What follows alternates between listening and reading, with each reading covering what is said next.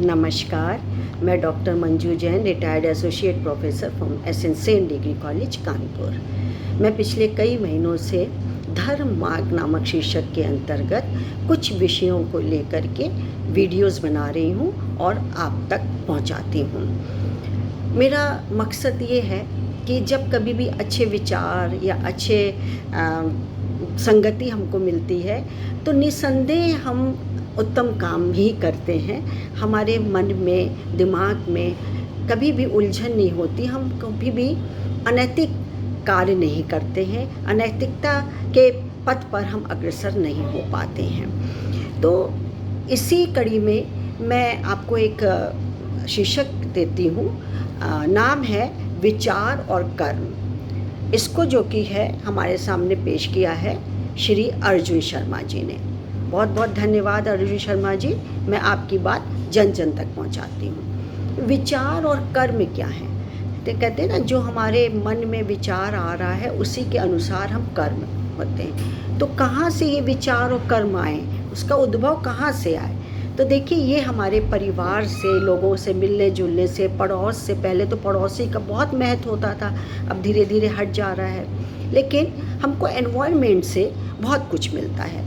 जैसे कि मान लीजिए एक पेड़ है, उस पेड़ को बीज, खाद, मिट्टी, हवा, पानी, बोलचाल कहते प्यार से सहलाइए तो बहुत अच्छा वृक्ष बनता है, फल अच्छा देता है, फूल अच्छे निकलते हैं। लेकिन दूसरी तरफ हमने बीज तो डाल दिया पेड़ बनाने के लिए, लेकिन उसकी रखवाली नहीं की।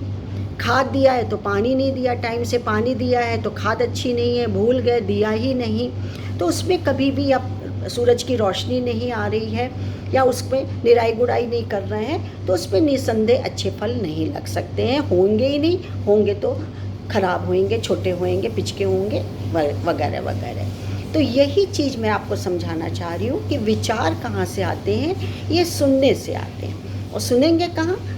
प्राथमिक पाठशाला हमारा परिवार है, तो सर्वप्रथम हम परिवार से ही सीखते हैं, श्रवण करते हैं। तो जब परिवार में अच्छे विचार आपको बताए जाएंगे, सद्मार्ग पे चलना सिखाया जाएगा, धर्म मार्ग पे चलना सिखाया जाएगा, तो आपके मन में वही विचार बैठ जाएंगे, मन मस्तिष्क में वो जम जाएंगे और उसी के अनुसार हम कर्म यानी कि अच्छे कर्म करने की ओर प्रेरित होते हैं। तो क्यों ना हम अच्छे विचार ही अपने मन में लाएं, सुने, सत्संग करें, या अच्छे लोगों के साथ हमारा उठना बैठना हो तो हम आगे हमारी सद्गति या धर्म का मार्ग खुलता चला जाएगा। तो चलिए मैं आपको बताती हूँ कि विचार और कर्म क्या है। श्रवण मतलब सुनना। श्रवण, विचार और कर्म एक दूसरे से जुड़े हुए हैं। देखो, मैंने यही कहा था कि आपको सुनने से सबसे पहले ज्ञान प्राप्त होगा। जैसा सुनेंगे वैसा सोचेंगे, सही बात है, और फिर वही करने भी लगेंगे। हम भी यही करते हैं भाई। कोई बालक यदि बार बार चोरी की बात सुनता है तो वह उसी ओर प्रवृत्त होगा, क्यों नहीं होगा? जब उसको यदि उसी को कहा जाए चोर चोर चोर या तुम चोरी करो तो वो करने लगेगा। संत के साथ रहने वाला बालक ईश्वर भक्त हो जाता है या हो जाएगा धीरे धीरे। कर्म की प्रधानता होते हुए भी व्यक्ति वही करता है जो परिवार, समाज और घनिष्ठ व्यक्तियों से प्राप्त करता है। व्यक्ति का श्रवण उसका स्वभाव बन जाता है। बार बार शुभ या अशुभ श्रवण संकल्प में बैठ जाता है। व्यर्थ का श्रवण पतन की ओर ले जाता है, विनाश की तरफ ले जाता है। भोगियों की संगति से वासनाएं, कामनाएं बढ़ती हैं। दुष्कर्मों की अपेक्षा कुसंगति अधिक निषिद्ध है। सत्कर्मों की अपेक्षा सत्संगति श्रेष्ठ है। जो व्यक्ति शरीर स्वस्थ रखने हेतु नित्य व्यायाम करता हो, जिसकी मित्रता सज्जन पुरुषों से हो, उसकी वाणी मधुर हो, जिसे सत्यता पर विश्वास हो और जो ईश्वर में आस्था रखता हो, वह निर्धन होते हुए भी बहुत ज़्यादा ऐश्वर्यशाली और धनी है। उसे पुरुषों से उत्तम कहेंगे। विकार रहित जीवन दैवी गुणों की प्राप्ति में सहायक है। कोई कितना भी पतित क्यों ना हो, वह शक्तिहीन नहीं है। जिसमें पाप करने की शक्ति हो, वह उसी शक्ति से पुण्य भी कर सकता है। कर्म वे कार्य हैं जिनका आदेश प्रकृति के गुणों के रूप में प्राप्त किया जाता है। प्रकृति के विपरीत किए गए कार्य विकर्म कहलाते हैं। अपने कर्मों को न करना अकर्म कहलाता है। इन भेदों को समझने वाला व्यक्ति शुभ और अशुभ कर्मों को चुनता है। शास्त्रों में कर्म की 3 उप श्रेणियों का वर्णन किया जाता है: नित्य कर्म, आपातकालीन कर्म और इच्छित कर्म।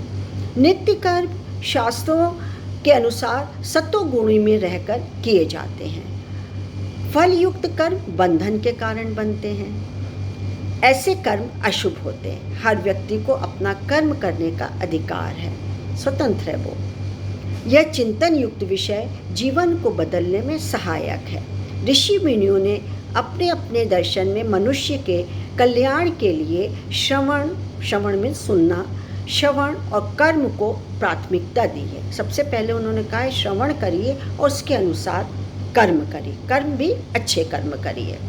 यदि सामान्य व्यक्ति प्रमाणित स्रोतों से केवल श्रवण करे तो उसकी सोच में बदलाव आएगा, निसंदेह बदलाव आएगा। वह प्रगति मार्ग पर अग्रसर होगा।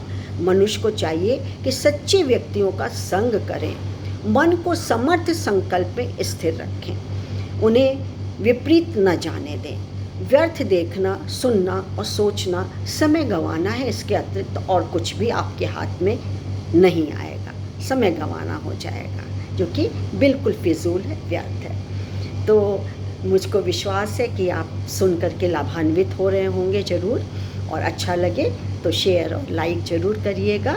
आज के लिए बस इतना ही। नमस्कार, धन्यवाद।